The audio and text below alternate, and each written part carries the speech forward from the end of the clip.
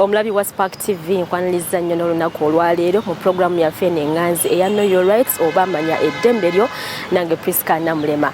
Njagala okujjukiza nti programu yaffe eno egenderedde mu kusomesa abantu ensonga ezekuusa ku mateeka n'eddembe ly'obuntu. Omuntu ng'anoonya obwenkanya alina kuddukirawa okulaba nti ensonga ze zikwatibwa bulungi. Sabbiiti ewedde twali ku nsonga ya kukabasanya abantu ku mirimu gye bakolera era twafuna abantu ab'enjawulo nga bannyonnyola kiki bategeera ku nsonga y'okukabasanya oba okukabasanyizibwa ku mirimu.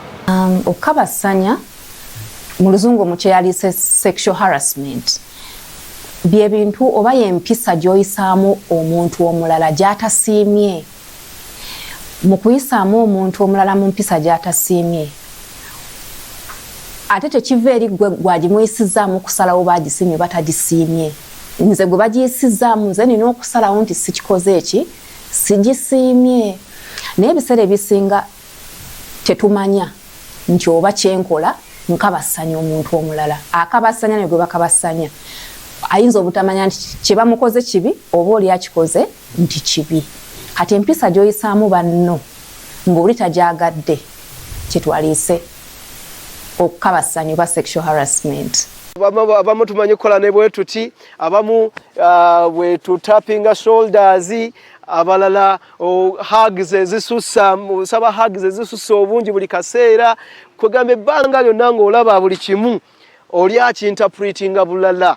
Kasita kibanga kimukutula nga takyagala, eyo tugiyita sexual harassment. Ate njagala tukimanye nti abantu bafe abamu tajja kugamba boldly nti ekyo nedda sikyagadde, naye mulinga yakola ki akosebwa awulira bubi. So twandibadde nga tugezaako okukuuma boundaries z'abannaffe be tukola nabo. Waliwo emirimu gye tugenda ng'ogwagala okufuna like those contracts, you want to do something naye omusajja n'akugamba if you can't do this you know get kati n'otuulamu n'okirowooza n'ogamba ate omulimu ogwetaaga nteeka okusasula renti ate this is something maybe I can give him a chance n'olowooza nti oyinza okizanyirawo mpola mpola but in the long run it's going to affect you. So harassment is everywhere, not only in bwe tukolera ne mu bifo bye tubeera, so it's everywhere. N'olunaku olwaleero tukyagenda mu maaso n'ensonga eno y'okukabasanya abantu ku mirimu gye bakolera era nga ku mulundi guno tuli ne bannamateeka ab'enjawulo bagenda kutusigira ekifaananyi ku nsonga y'amateeka. Etteeka ligamba ki ku muntu akabasanyiziddwa era ligamba ki ku oyo akabasanya abalala. Mukasa Siraje Katantaze munnamateeka omutendeko obulungi mu nsonga zino era ng'emirimu gye agiddukanyiza mu kitongole kya Ssenkumba and Company Advocates ekisangibwa mu kibuga wakati. Okubasanyisibwa kw'abakozi n'abakozesa ngazi nnyo era olwaleero ensonga z'amateeka ssaako ne Employment Act eya 2012 mwe tugenda okusimbuliza amateeka, policy oba enkola ssaako ne regulations. Sexual harassment kigambo kigazi era oyinza obutakiwa makulu ga mulundi gumu. Era bw'otunuulira amateeka gaffe tulina etteeka erimanyiddwa nga Employment Act nga lyetteeka erifuga okukozesebwa. Ate bwe lyayisibwa Parliament n'ekola ne regulations engeri gye banaalabiriramu oba regulations kwegamba kwekuuma oba okulondoola. So tulina the Employment Sexual Harassment Regulations. Ezo regulations strictly zoogera ku kukabasanyizibwa mu kifo omuntu w'akolera. Kaakati tutandikire ndowooza mu amakulu ga sexual harassment. Akawaayiro namba 7 ne regulation namba 2. Akawaayiro namba 7 mu tteeka erifuga okukozesebwa the Employment Act ne regulation namba 2 mu the Employment Sexual Harassment Regulations of 2012 zirambulula sexual harassment mu bika ebyenjawulo. Munnamateeka agamba nti waliwo engeri bbiri omukozesa zayitamu okukabasanya abakozi oba abakozi okukabasanya abakozi bannaabwe era ze zino wammanga. Kyekintu kyonna mu bigambo oba mu bikolwa, words or behavior, nga kireetawo okutiisibwatiisibwa, intimidation, hostile, okuba nti nno okolera mu mbeera ekunyigiriza intimidation, hostile, offensive, embeera ekukakkanya mu kitiibwa kyo ng'omuntu mu kifo w'okolera. Kiba kitegeeza nti sexual harassment esobola okubeerawo mu bikolwa. Kankuwa ekyokulabirako nti omuntu asobola okujja n'agamba nti mbadde nsaba tutandike embeera ey'omukwano, naye ng'akugamba ye manager wo, wakajja ku mulimu n'akugamba bw'otokkiriza ekisooka oyinza okusigala oba tuyinza okukola ki okudimotinga. Kati n'otya nti nno singa oba tokoze kiri kyasaba ogenda kufiirwa akalibu, bagenda ku dimotinga oba basobola okukuleka awo n'okola ebbanga ddene naye nga tokoze eki, tokuze banno we bakola ki, we bakuyitako. Ekyo kiri mu bikolwa. Ate ku ludda olulala ayinza okuba nga akusuubizza nti singa okkiriza ajja kukukuza. Ekyo nakyo kiri mu bikolwa naye era kibanyiddwa nga sexual harassment. Oba biyinza okuba ebigambo, okugeza oli n'agamba nti munnange wakula bulungi, nze ye ne mmala nkukwatako.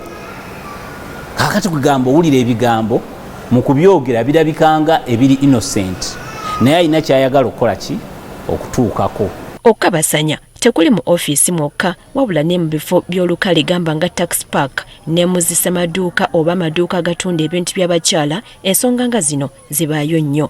Engeri gye kisobola okubeera manifested gye tuyinza okukizuula engeri mpitirivu, bayinza okuba nga abakozi banno bemukola nabo, naye nga buli wakuyitako naddala embeera eyo tugiraba nnyo mu bawala bano abatambuza emmere downtown, nti aba aleese emmere oba kyayi kumuwa ddereeva wa mmotoka, naye aba aleeta ateeka wansi ekikopo, ate ono kondakita oba ddereeva omulala ayimiridde ku kijji n'amukuba kabina oba n'amukwata ku bbeere.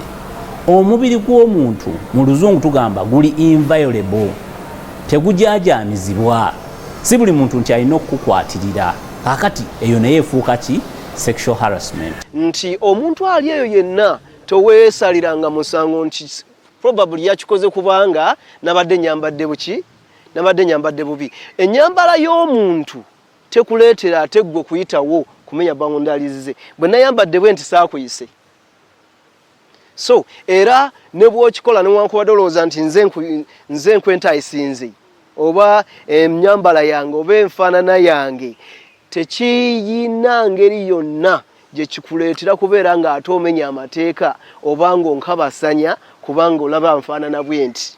Ebyo bireetedde abantu baffe abamu okwesanga ate nga bakoseddwa n'atandika n'okubeera nga n'enkula y'omubiri gwe yeevuma olw'enkula y'omubiri gwe kubanga alowooza maybe banzijako, maybe bankola bwe bati kubanga nfaanana bwe nti, maybe bankola bwe bati kubanga neeyisa bwe nti, n'atandika ate okubeera nga aviira ddala mu bantu, ne abamu naddala bwaba nga bawala bato kireta eating disorders. Nesanga ngolunsi bwaba abadde mubiri munene n'atandika okwagala okusiliiminga, oba bwaba nga abadde n'atandika okulowooza nti enfaanana gy'enfaananamu yeereeta bweti. So nekimukosa psychologically, bwe kimukosa psychologically kigenda kukyusa embeera ze n'enkola ye ey'emirimu ne behaviors ze, character ye. So kakati omuntu yenna tolowooza nti enfaanana y'omuntu, ennyambala y'omuntu, enkola ze ziyina engeri gye zikuleetera ate okusuka boundaries ze oyingireyo otandika omukabasanya. Kiba kimenya amateeka. Manya nti kikosa n'engeri gy'awuliramu ate n'enkola gy'agenda okukolangamu ebintu oluvannyuma lw'ekyo. Abakozi abasinga obungi tebawula wakati wa sexual harassment oba okukabasanya n'okukabasanyizibwa ku mirimu. Abakozi okuganza bakozi bannaabwe tewali mateeka gagana kino kubaawo. Abantu ababiri bayinza okuba nga bakolera mu kifo kyekimu ne baagalana. Ekyo toyinza kiyita sexual harassment. Sexual harassment oba okukabasanyizibwa ku mulimu kirina okuba nga ekikolwa oba ebigambo byekuusa ku mulimu gwo guno, nti omuntu akikozesa. Ebiseera ebisinga omuntu akuyinako obuyinza, power, power dynamics wano yatera okukikozesa okulaba nti yafunamu ng'afunamu si lwakubanga nti okkiriza naye nga ayagala okukozesa amaanyi ge g'alina olw'ekifo kye okulaba nti abaako byakola ki byakugjamu kati so kyenvudde nkugamba nti it is verbal or physical behavior that creates an intimidating, hostile or offensive work environment. Nti bigambo oba bikolwa ebireetawo okutiisibwa okukakkanyizibwa oba okuba nti no ekigambo hostile and offensive biringa ebikwataganamu mu kifo oli waakolera. So kati abantu babiri singa oli oyinza okuba nga olabye omuwala n'omwegomba ne n'otomukwatako oba n'otomukasuukirira bigambo buli ssaawa nga gavumenti ebigambo ebyo sibikola ki sibyagala, eyo si sexual harassment. Mu butonde ekisajja kirina kulaba kikazi nekyegomba naye si buli gwe weegomba nti alina okukkiriza.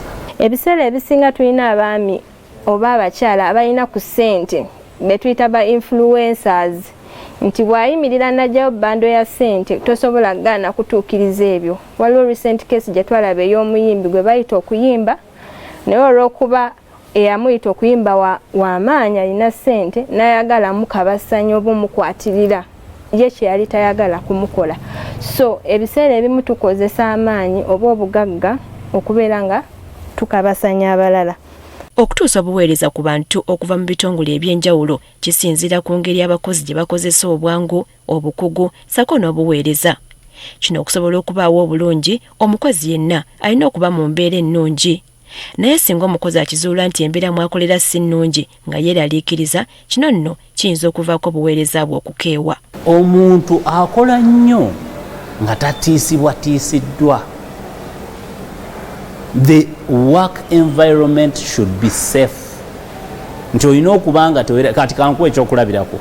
Singa omusajja abadde asonseka obugambo obutonotono eri omuwala, omusajja ono ye boosi w'omuwala oyo, ne beesanga ng'olunaku lumu basigadde mu ofiisi babiri nga balina ekibeetaagisa okuba nga balina assignment gye bamaliriza, gw'olowooza oli atya nti nno ono alina kyamwagalako ayinza okukola nga yeetadde.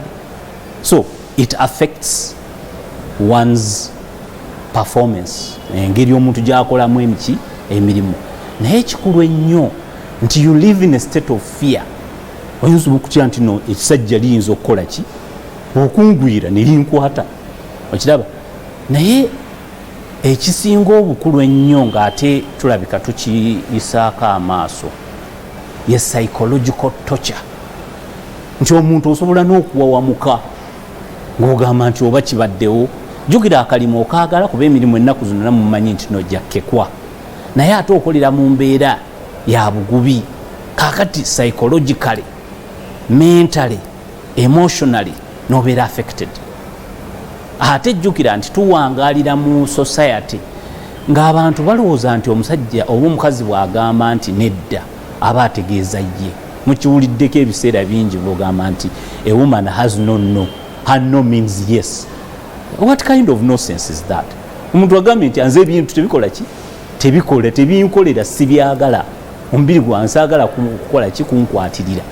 Naye gwe n'olowooza nti nno yeekozaako bwekoza. Bwekozaako kyeki? Njagala okirowoozeeko mu ngeri bweti nti omuntu gwe bakola ekintu ekyo, maamawo oba muwalawo oba mukyalawo gwe wandiwulidde otya. Naye gwe okikola abalala nga weerabidde nti waliwo abayinza okuba nga naawe bakola ekintu kyekimu ku bantu bo. Kati bw'ofuna perspective eyo, ate mu bubumbwa bwaffe ng'abantu ffe tetuli nsolo nti ensolo yeraba enkoko oba erabye enkoko ginnaayo n'egigoba kiina kuggwerawo. No, ffe ekyaffe oteekamuuko obuntu kyekitu bwe bubumbwa bwaffe ak'obuntu. Era wekabula oba ofuuse eki osemberedde oba ofuuse ensolo. tukyagenda mu maaso ne programu yaffe eno ya Know Your Rights oba manya eddembe lyo wano ku Spark TV. Tukyali ku nsonga ya kabasanya abantu ku mirimu gye bakolera oba kabasanya abakozi yonna eyo gye bakolera. Tulina bannamateeka ab'enjawulo batunnyonnyola etteeka kye ligamba era wajja osobola okuddukira singa oba weesanze mu mbeera ey'okabasanyizibwa. Tuwumulamu katono tudda n'ekitundu kyaffe ekyokubiri. Okyali ku program Know Your Rights wano ku Spark TV kitundu kyaffe ekyakubiri. Nyongera okujjukiza nti programu yaffe eno yajja kusomesa abantu ensonga ezekuusa ku mateeka n'eddembe ly'obuntu naddala gwe omuntu waffe asookerwako osobola otya okweyambisa amateeka okulaba nga tofuna bizibu era ogeyambisa otya okulaba nti ebintu bye bitambula bulungi. Tuli ku nsonga yakabasanya abantu ku mirimu gye bakolera. Tulina bannamateeka ab'enjawulo wabula ku mulundi guno tulina kwogera ku nsonga oba ebizibu abantu bye basanga nga bali ku mirimu. Tugeze yakabasanyizibwa naye n'asala wasigadde ku mulimu ogwo ng'akola bizibu ki byasanga era asobola kubivunuka atya. Ensonga y'abakozi obutaloopa ensonga nkulu nnyo era munnamateeka agamba nti kino kisinga nnyo mu mawanga g'abaddugavu abantu okutya okuloopa so nga enkola ze bayinza okuyitamu okutuusa ensonga zino erambikiddwa bulungi. Ekyo ndowooza kiri mu culture yaffe ng'abaddugavu era enkola eyo si nnungi. Ng'abazadde tulina obuvunaanyizibwa okubuulira abaana nti wabaawo engeri yonna yonna ng'abakosebwa baloope. Ekintu kino abaana ba kindergarten ne nursery bakirina.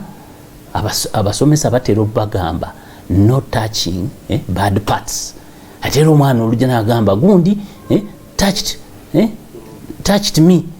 Naye ate bwe tugenda tukula olwa culture aba ne batandika okuteekawo embeera gy'otomanyi na gye yava. Lwaki abantu teboogera batya nti we banaayogera they become victims. Okugeza osanga oli ng'abadde akabasanya abawala bangi naye olw'okubanga atya nti bw'anaayogera ayinza okufiirwa akalimu ate n'akalimu akola ki akayina kubajjukira waliwo harassment. Naye harassment era nga bwe tunaalaba mu maaso eyo omusango gwayo gwa njawulo. So kyokola ofuna protective mechanism nomanya nti oba omuntu oyo bwe mba mulaba sina mulaba nga ndi mu isolated spaces nina mulaba nga waliwo abantu abaki abalala. So you find a way of protecting yourself. Naye n'okwogerwako kiraba kati oli n'agamba ye keekozaaki ye kalooza kalungi nnyo kati bakukkakanya osobola okukola ki obutoogera. Kati nga nze ku mulimu gyendi bibeerayo naye ate waliwo ekintu kye bayita ng'omuntu ayagala ekintu ojja kukabasanyizibwa tojja kwogera kubanga olina kyoyagala naawe okola ki okufuna mu litaano. Kati oluusi byogerebwako era ng'oluusi ebimu n'obyogera kati ebiseera ebisinga emirimu egimu gya nanyini mulimu ye gundi then amuddirira mwana we. Kati nga bw'ona oyogera era omulimu gujja kufa tolina gy'ogenda kuyambibwa. Abantu batya okwogera ate ebiseera ebisinga abantu we boogera mubirabye nnyo ku social media. Omukyala bw'avaayo n'ayogera bagamba tekisoboka oyo yeekoza ayina kyanoonya tabimanyi. Feke nyini abakazi ne balwanyisa abakazi bannaabwe n'abasajja ne balwanyisa abasajja bannaabwe. Ogenda okutuuka gwe yavaayo okukyogerako okwerwanako ng'ate gwe ofuuse victim oba ofuuse kyakusekerebwa mu public kubanga obeera oli ku tiptoes. Bwe nakola bwe nti bagenda kungoba kubanga I did not say yes to this, you know, it totally does. Era eyo harassment bwejja ku mulimu bwebanga bakozesa oba togenda malako. You either going to decide to leave or you're going to give in because there are two things. Kala naawe bobeera mu mbeera nga ya mbi ogamba why ate nze anaaba asoose sinza asoose and nobody is going to know of course. Yeah, it's going to be between you and the boss. Kubanga oba whoever that person is naye ate jjukira it does not give you a guarantee nti ogenda kubeera on that job forever. Era bajja kikola naawe bakugobe baleeta omulala. Omukyala omuwasizza myaka 26 muwala muto afunye omulimu mu banka yakakolayo emyezi 6 bosi we atandise omuweereza bu message ku WhatsApp oba ku Facebook, olumu nga mulimu n'obufaananyi, olumu nga n'ebifaananyi byabuseewo. Kaakati ajje ewa bbaawe amugambe nti owaayi bosi wange laba byampeereza. Kati ogenda okulaba nga ne gye yandiddukidde oba agenda ewa taata we gw'aba abigamba. Ati n'ekibuzo kigamba obulagawa. Waliyo ne policies endala ezisobola okuyamba nti bwetubanga ekitongole kyange tekiina byogera ku harassment oba ku kabasanya, nyinza okukola ki? Okutunulira policies endala oba okulambika okulala. Ekisooka Employment Act ya etteeka erirambika abakozi erya 2006 2006 liina akawaayiro akalambika nti omuntu kino kye tuyita okukabasanya, era nekunyonyola bulungi nti okola bwoti ne bwoti ne bwoti singa obeera ng'okoze ki? Mukabasanyiziddwa. Ne constitution ya Uganda tekikkiriza okukabasanya, tekukkirizibwa. So ne bwogenda nti ogenze ku poliisi kyangu okwekubira enduulu noga nti ngenze wano ono yankoze bwati ne bwati ne bwati kino saakyagadde.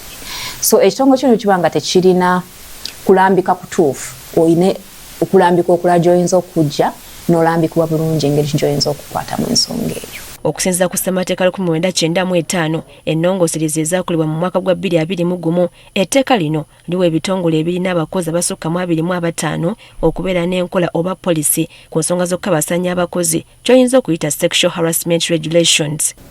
Nti kibeera kimanyiddwa nti omuntu bw'akabasanya olw'omulimu guno bino by'okola, oloopa wa gundi, oloopa bwoti. Kiraba nkozesa kigambo kuloopa but it's a complaint. Kiraba oteekayo okwemulugunyaako, era mu bimu ebisookera ddala mu poliisi oteekamu nti nno sexual harassment at the workplace is unlawful, kimenya mateeka. Kubanga bwe tujja okulaba omuntu we bagumukka mu vvi basobola n'omusiba olwa sexual harassment. So si bintu by'amannyo wenyu, kigambo kinene, ne bakutooza ne fine oba byombi ne bakola ki? Ne bakuwa ekkoligo nga byombi olina obikola, osasula fine ate era ne bakola ki? Ne bakusiba. Kati omuntu bw'abanga tagenze wa human resource wano mu company wakolera, agenda wa labor officer. Buli district erina labor officer. Kati ate bwetuuka ku district ennene nga Kampala, ate zo buli division erina labor officer. Kati gy'otwala complaint yo, era balina emitendera gye bakola ki? Gye bayitamu.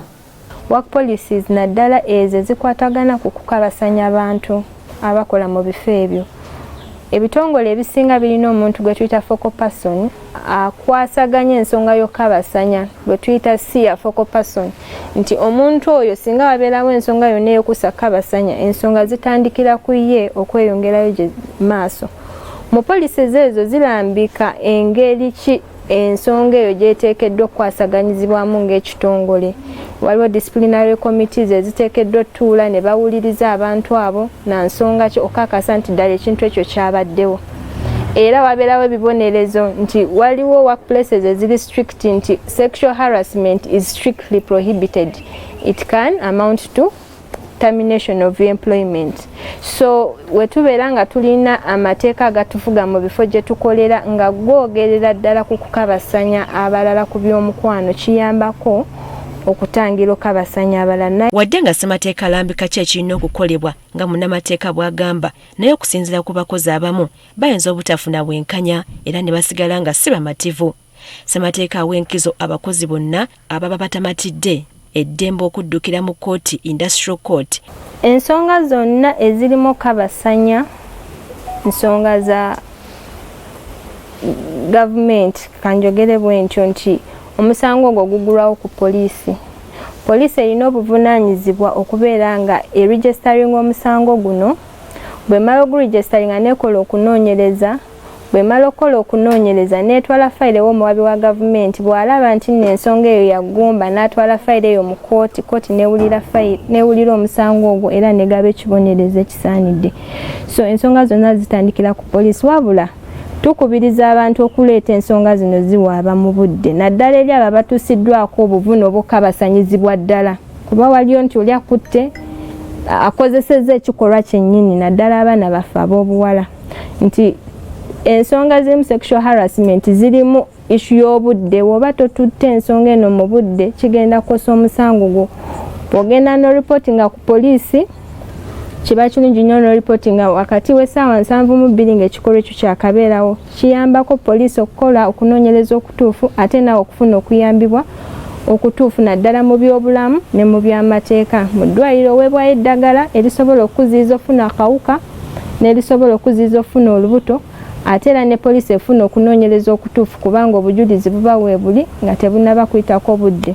Singa omukabasanya asingibwa omusango omukozi etteeka terimukkiriza kwesasuza oba okuwoolera eggwanga wabula alina kusasula nga si omala okuloopa ate oli n'atandika okukola ki retaliation n'abanga ayagala okukwesasuza ate era etteeka ligaana terikukkiriza ku retaliatinga oba to discriminate okusosolwa olw'okukola ki kuba jjukira nti ate ekikwewunyisa mwana wattu wandibadde olowooza nti nno abantu abakabasanyizibwa abandi badde beegatta bejjeko namujingooli olumu ate beekobaana abamu beekobaana ne beekolamu akabondo okulaba nti ono avuddeyo n'ayogera ate bamusosola.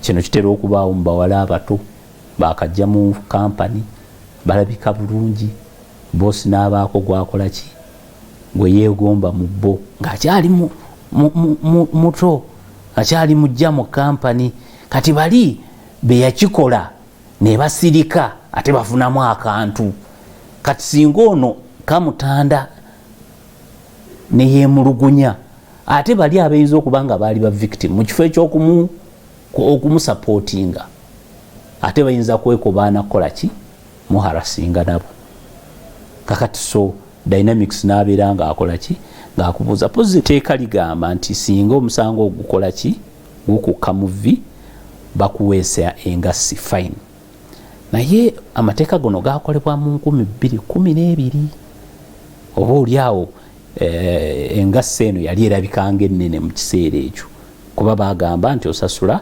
6 currency points. Currency point erimu emitwalo 2 kitegeeza 6 currency points gye mitwalo 12 mitwalo 12 omuntu nga bamusasula obukadde 6 ayinza obutalabamu okiraba naye by that time zaali ziinamuuko ka weight ka value oba okumusiba ebbanga eritasukka myezi 3 oba byombi ne kati ndowooza ekiseera kituuse wabeerewo amendment siri awe oba waliwo amendment I might be behind the law. The law might have been improved naye nga etteeka eryo regulations ezo bwe zikola ki bwe zigamba but I think they've not amended the regulations. Okay. Tukyagenda mu maaso ne programu yaffe ne ya Know Your Rights oba manya eddembe ly'oku Spark TV kino kyaffe kino nno kigenda kuba kyakusatu era kisemberayo ddala tulina munnamateeka Nawulire Kisakye Ruth era ng'ono akola n'ekitongole ki Uganet ekitongole kino nno kiri mu nsonga za kuziyiza butabanguko mu maka mpozi n'okubasanya abakozi ku mirimu era n'abaana abatannaba kwetuuka. Ruth nno agenda tunyonyera ku nsonga ez'enjawulo bo ng'ekitongole bayamba batya abantu abeesanga mu mbeera ng'eno era ng'oggyeko bo ng'abayambi naye bantu bayinza kukola batya okulaba nti beewala ensonga zino ez'okubasanyizibwa nga beeyambisa amateeka ag'enjawulo oba oli awagali ku mirimu gyabwe nawe gennyini agatwala eggwanga lyonna. Kati tutunuulira ensonga zino ez'okukabasanya mu ngeri bbiri. Ngeri esooka tutunuulira abaana abatannaweza myaka 18 ne tutunuulira n'abantu abasusse emyaka 18. Ssemateeka waffe agamba nti oyo yenna awezezza emyaka 18 abalirwa okuba nti muntu mukulu asobola okwesalirawo ku kikyayagala naye atannaweza myaka egyo abalirwa nti mwana muto nti era ebintu ebimu tateekeddwa bikola. So atannaweza myaka 18 woba omuweereza obubaka obwo ky'oba okoze kiba kikyamu oba omukabasanyiziddwa oba omukabasanyiza ng'omusindikira obubaka obwo bwekuusa ku by'omukwano naye awezezza 18 nga mutegeeraganye bulungi nga kkiriza tewaba buzibu bwonna. Obuzibu bwe bugira kubeera nga gw'oweereza obubaka obwo eri omuntu ng'ate ye gw'obuweereza tabusimye kubufuna.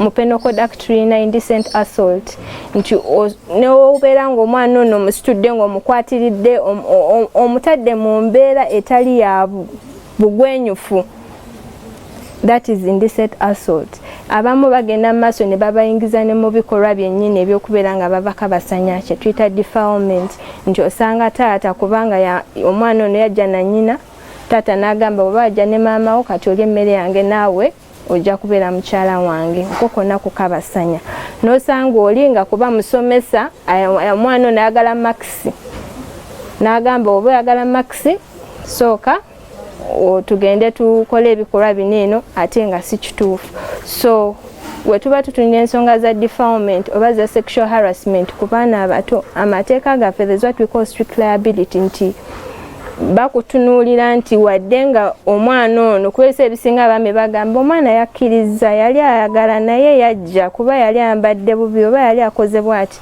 Amateeka gaffe gakuuma abaana baffe bano nti ne waba nga ye gwe mu kulaba okukola nti yakkiriza amateeka tegamukkiriza kukola kusalawo okwo kubanga aba muto nga tannatuuka kusalawo na kutegeera kituufu ku kikyamu. Okukabasanya kugenze nti kati we have what we call cyber harassment, cyber sexual harassment. Nti essaawa eno nsobola okubeera ku kompyuta yange n'empeereza message eyeekuusa ku by'omukwano oba ebyokusaba akaboozi eri omuntu omulala, that is sexual harassment. Oba n'enfuna ebifaananyi ebyobuseegu eby'omuntu omulala kuba ennaku zino abantu bakikozesa nti asaba ekifaananyi n'ekifaananyi kyo ky'obwerere oba tompadde ssente ngenda kukita bakirabe. So that is all sexual harassment. It present kati essaawa eno kirabikira mu ngeri ez'enjawulo naddala ku mitimbagano gyaffe gye tukozesa. Ensonga endala ez'Abayuganet zibasimbyeko ennyo omulaka ezikyaganya okumalawo enkola y'okukabasanya abakozi sako n'okukabasanyizibwa y'ensonga y'ennono n'obuwangwa. Mu kukula omwami alabibwa nga w'amaanyi okusinga omwami ekitonde ekikyala. Kyova olaba nti ebitongole nga Uganet tuvayo ne tugamba nti ffe bwe tuba tutunuulira genda zombi tuziraba nga ze zimu, omwami wamu n'omukyala. Naye workplaces zaffe ezisinga zirina babbosi nga baami. Patriarchy, omwami wabeera in a higher position, wabeera ng'ali mu kifo ekyawaggulu okusinga ku ky'omukyala, ekyo kyokka kimuwa amaanyi okubeera nga alowooza nti ky'anaasobola okukola eri omukyala ono ajja kukikkiriza. Ekyokubiri, obulombolombo bwaffe n'ennono.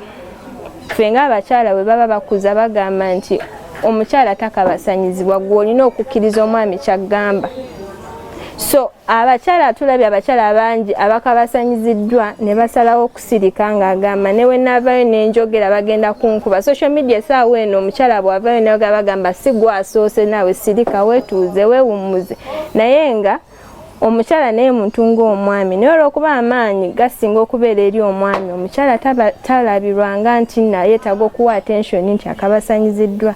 Munnamateeka akkiriziganya n'abantu abalala be twakulaze mu kitundu kyaffe ekyasoose nti n'abasajja bakabasanyizibwa naye ekyenjawulo abaami baguma ne bafiira mu kimugunyu ekintu ekitali kirungi nnyo. Abaami bakabasanyizibwa ng'abakyala era bangi nnyo. Actually kati essaawa eno mu Uganda abaami abakabasanyizibwa bangi nnyo nosinga abakyala. Naye abaami tebavaayo kwogera ku nsonga zino. Ekyo kiri kyenkunnyonnyodde nti omwana omulenzi akuzibwa nga w'amaanyi nga talina kubeera munafu. Tosobola vayo n'ogamba omukyala yankozesezza nga sisiimye. Baba bagenda gamba oli musajja kiggwe naawe. Kubanga mu kikula ng'omwami akuzibwa nga w'amaanyi nga tasobola kukkiriza kitonde kikyala kumussa wansi. Naye nga nabo bakabasanyizibwa era tubakubiriza abaami abafunye obuzibu buno. Ekitongole kyaffe weekiri kiggule, bannange mujje muleete ensonga zammwe. Nange nja kuba musanyufu okubeera mu musango ogwo ng'omwami gw'empolereza yakabasanyizibwa omukyala naye tebaagala kwogera nsonga zino. Ate bwe batazoogera naffe tetufuna mukisa kubayamba kuba tetumanyi nti gye bali. Naye singa bayogera ensonga zino ne baziroopa naffe tufuna tutandikira okubayamba. Bwe tolaba ekyafaayo kya nabbi wa Katonda Yusufu, mukyala ow'omukulu bwe yali amwegombye ne bagobagana n'amusika n'amuyuliza n'essaati, baabwe bwe yajja n'abasanga n'ababuuza ki ekigenda mu maaso, omukyala yagamba nti oyinza kuwa kibonezo ki eri omukozi abadde ayagala okukwata mukyalawo. Naye olw'okubanga Katonda yakola ebyafaayo, yali musajja mukulu eyaliwo yagamba nti atutunuulire essaati. Bw'ebanga essaati ya Yusufu eyulise mu maaso Yusufu yabadde akola ki alumba naye bwebanga eyulise mabega omukyala ono yabadde akola ki alumba naye era tebakomaawo omukyala yagamba nti temukkiriza bigambo byange okukakkana nga omukyala tebalina kye bamukoze naye amawulire gatambula amawulire gatambula ne gagenda mu kibuga abakyala aba ne bagamba muko omunene ne yeegomba omukozi mukyala w'omunene kye yakola n'abawa ekijjulo n'abayita bw'abayita bonna n'abakwasa obwambe mu kiseera ky'okusala n'ayita Yusufu agenda okujja bonna olwamutona kugamba kino kiki ono malayika mu kifo ky'okusala ebifi bye baali balina okusala basala nnwe zaabwe kakati ate nga nabo batidde banadda bateewa babbaaba abo bagamba ntwasaze ennwe nga tutunuulidde tusamaliridde okulaba omuvubuka omulungi kati omukyalo ono kyala w'omukulu n'abagamba kati munneegatteko Yusufu bw'atakola kye nali njagala Yusufu n'agamba nti waakiri okugenda mu kkomera kinsingira okukola ki okubeera nga nkola ekikolwa ekyo kati bwe bakasuukirira ebigambo kiba kizibu olumu okukola ki okubyejjako twongera okukubiriza abantu okweyisa obulungi eri buli muntu munno kubanga twatondebwa mu kifaananyi kya Katonda era mu maaso ga Mukama ffenna twenkanankana mweyise bulungi buli muntu ayambe munne okusobola okuwangula ensi eno. Obadde ku program Know Your Rights wamanya eddembe lye wano ku Spark TV nange Priska Namulema tubadde ku nsonga ya kabasanya abantu ku mirimu gye bakolera oba okukabasanyizibwa ku mirimu gy'okolera tugenda kumaona olunaku olwaleero kyokka sabbiiti ejja tujja kujja n'ensonga endala ez'enjawulo era nga ziri ku mateeka n'eddembe ery'obuntu okulaba nti gwe omuntu wa bulijjo osobola okubeera mu nsi nga weeyagaliramu tozizza misango era tirina omu akuzizzaako misango. Mbadde Priska Namulema mbagaliza akaseera akalungi. Programu yaffe eno eba mu lunaku olw'okusooka ssaawa 5 zennyini ez'okumakya mpaka ssaawa 6 neddibwamu ku lunaku olw'Essande ssaawa 12 ez'akawungeezi. Mbagaliza akaseera akalungi.